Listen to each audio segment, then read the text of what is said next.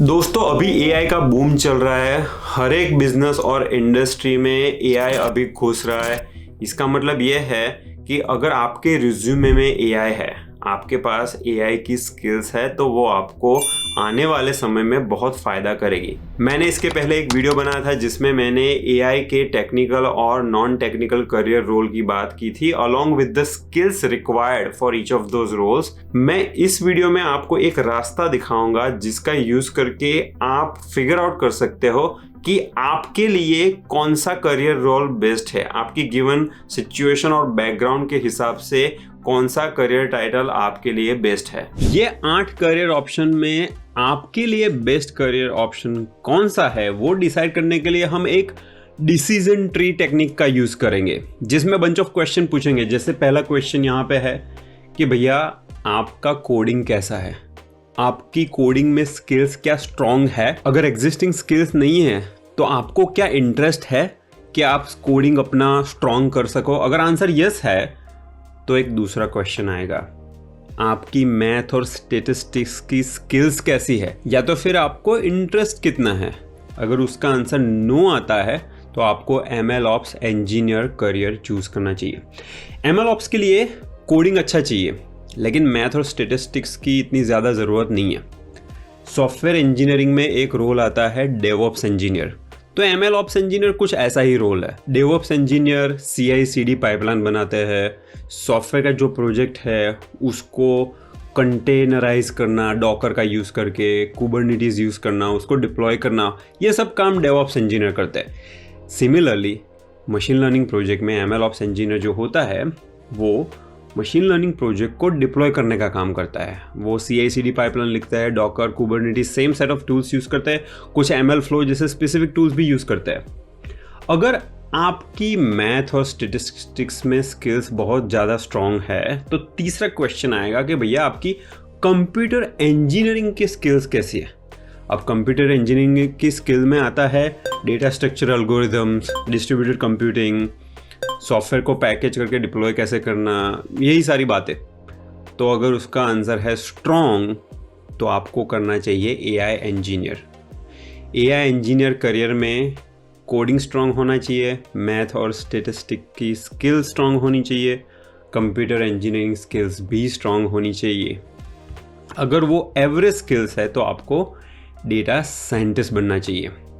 Data scientist model को train करके model को रेडी करते हैं, उसके बाद में वो एमएल ऑप्स इंजीनियर या तो फिर कोई सॉफ्टवेयर इंजीनियर को दे देते हैं। उस बंदे का काम होता है कि वो रेस्ट ऑफ द सिस्टम के साथ वो मशीन लर्निंग मॉडल को इंटीग्रेट करे। वेयरएज एआई इंजीनियर जो है वो मॉडल को ट्रेन भी करता है, वो उसको डिप्लॉय भी करता है, rest of the software apps जो भी है उसके साथ वो इंटीग्रेट भी करता है। तो एआई इंजीनियर का रोल ज़्यादा इन्वॉल्व है। एक चीज में डेटा साइंटिस्ट आगे रहता है और वो है मैथ और स्टेटिस्टिक्स की स्किल्स। इसमें ये जो डेटा साइंटिस्ट भाई साहब है ना वो थोड़े ज़्यादा स्ट्रॉन्ग है। वो एक्सप्लोरेटरी डेटा एनालिसिस करते हैं, डेटा में से इंसाइट्स निकालते हैं मैथ और स्टेटिस्टिक्स का यूज़ करके। लेट्स अज्यूम आपने एआई इंजीनियर बनने का अभी ठान लिया है। ओके, एआई इंजीनियर के अंदर आप एक बार एआई इंजीनियर बन गए तो 2 स्पेशलाइज रोल होते हैं। जैसे आप कोई जनरल डॉक्टर बन गए, उसके बाद में लोग क्या करते हैं, स्पेशलाइजेशन करते हैं, लंग डॉक्टर बनते हैं, हार्ट डॉक्टर बनते हैं। उसी तरह अगर आपको टेक्स्ट प्रोसेसिंग में स्किल्स है, लिंग्विस्टिक में आपको इंटरेस्ट है, या तो फिर आपको कंप्यूटर विजन में इंटरेस्ट है, तो उसके हिसाब से इधर NLP इंजीनियर या तो फिर कंप्यूटर विजन इंजीनियर बन सकते हो। ये दोनों स्पेशलाइज रोल है। और NLP इंजीनियर अगर आप एक बार बन गए तो आप कंप्यूटर विजन के प्रॉब्लम में काम नहीं करेंगे, आपका स्पेशलाइजेशन होगा। आप हार्ट डॉक्टर बन गए तो लंग का काम आएगा, तो वो आप नहीं करेंगे उस टाइप का।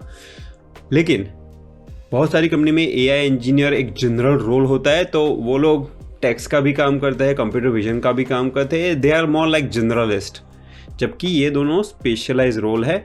इनकी सैलरी वगैरह के बारे में हमने अगले वीडियो में बात की थी, तो अगेन वीडियो डिस्क्रिप्शन में मैं लिंक रखूंगा, आप वो वीडियो देख लीजिए। अब हमने बात की 5 टेक्निकल रोल की, ठीक है। ये पांचों के पांचों टेक्निकल जो रोल है हमने इसकी बात कर दी। अब आते हैं नॉन टेक्निकल रोल। पहला जो क्वेश्चन था, आपको कोडिंग में इंटरेस्ट है, स्किल है कि नहीं, अगर उसका आंसर नो है तो आपके पास 3 करियर ऑप्शन है नॉन टेक्निकल रोल के लिए। सबसे पहले तो आप पूछो कि आपको क्या रेगुलेटरी गाइडलाइन वगैरह में इंटरेस्ट है, आपका कुछ बैकग्राउंड है, लॉ और ऑर्डर में आपका बैकग्राउंड है। अगर आप लॉयर हो तो ये रोल कर सकते हो एआई एथिसिस्ट का। एआई एथिसिस्ट का काम होता है कि कोई भी एआई प्रोजेक्ट में एआई के एथिक्स फॉलो हो रहे हैं कि नहीं, वो उसको हेल्प करना होता है। एआई टेक्नोलॉजी बड़ी पावरफुल है, न्यूक्लियर टेक्नोलॉजी जैसी, तो उसको रेगुलेट करना ज़रूरी है। एआई के मॉडल टॉक्सिक लैंग्वेज का आउटपुट ना दे या तो फिर बायस क्रिएट ना हो, ये सब चीज़ों का ध्यान रखना पड़ता है।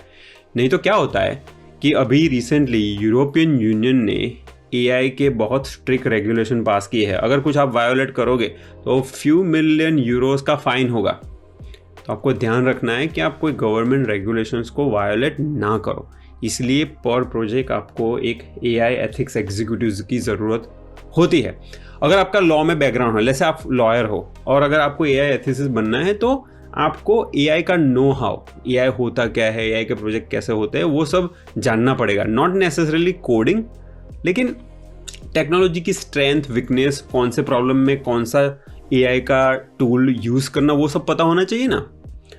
तो वो सब आप पता करोगे तो एआई एथिसिस्ट बनोगे। और मैं codebasic.io पे एक कोर्स रिलीज करने जा रहा हूँ, एआई फॉर बिगिनर्स। वो इन सब चीज़ों में हेल्प करेगा। वो कोर्स में टेक्निकल मतलब कोडिंग इतना नहीं होगा, लेकिन टेक्नोलॉजी की बातें होगी। तो ये सारे करियर रोल के लिए बाय द वे वो कोर्स यूजफुल होगा। सेकंड है एआई प्रोडक्ट मैनेजर। अगर आप ऑलरेडी वैसे सॉफ्टवेयर में आप प्रोडक्ट मैनेजर हो या तो फिर प्रोडक्ट ओनर, तो आप अगेन एआई का नो हाउ डेवलप करके एआई प्रोडक्ट मैनेजर बन सकते हो। एआई प्रोडक्ट मैनेजर ब्रिज होता है टेक्निकल टीम और बिजनेस टीम के बीच में। तो उनको बिजनेस का अंडरस्टैंडिंग होना चाहिए और टेक्नोलॉजी का भी अंडरस्टैंडिंग होना चाहिए, क्योंकि बिजनेस वाले रिक्वायरमेंट बोलेंगे कि ये एआई का फीचर इंप्लीमेंट कर दो, तो एआई प्रोडक्ट मैनेजर उसको समझेगा, बाद में टेक्निकल लोगों को समझ में आए वैसी लैंग्वेज में वो ट्रांसलेट करेगा। उनके लिए जीरा स्टोरी वगैरह क्रिएट करना, जनरल प्रोजेक्ट मैनेजमेंट करना, ये सब चीज़ें एआई प्रोडक्ट मैनेजर करता है। नेटफ्लिक्स अभी यूएस में एज ऑफ 2024 $900,000 ईयर पे करती है, जिसका मतलब हुआ 7 करोड़। अगर इंडिया के रुपीज़ में आप बोलो तो 7 करोड़ रुपीज़ पर ईयर बहुत हाई सैलरी मिलती है अगर आप अच्छे एआई प्रोडक्ट मैनेजर हो तो। लास्ट रोल है एआई सेल्स रिप्रेजेंटेटिव।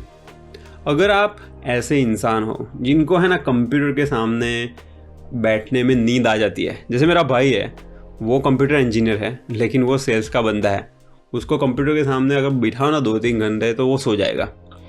तो आप ऐसे इंसान हो जिनको ट्रैवल करना अच्छा लगता है, अलग अलग लोगों से मिलना, बिजनेस फोक्स से मिलना, उनके पेन पॉइंट को समझना, उसके सॉल्यूशन ऑफर करना। अगर आपको ये सब एक्टिविटी पसंद है तो आप एआई सेल्स रिप्रेजेंटेटिव का रोल कर सकते हो। अगर आप एग्जिस्टिंग सेल्स रिप्रेजेंटेटिव हो, चाहे कुछ भी फील्ड हो, उसमें अगर आप सेल्स रिप्रेजेंटेटिव हो तो आप एआई सेल्स रिप्रेजेंटेटिव बन सकते हो। क्यों नहीं? क्योंकि सेल्स की स्किल्स है और आपको सिर्फ एआई का नो हाउ, एआई होता क्या है, उसके शॉर्टकमिंग्स, उसकी स्ट्रेंथ, ये सब ही आपको समझना है। दैट्स इट दोस्तों, आई होप आपको थोड़ी क्लैरिटी मिली है। ये सब वीडियो बनाने में हम बहुत मेहनत करते हैं। ये अच्छी क्वालिटी कंटेंट हम YouTube पे फ्री प्रोवाइड करते हैं।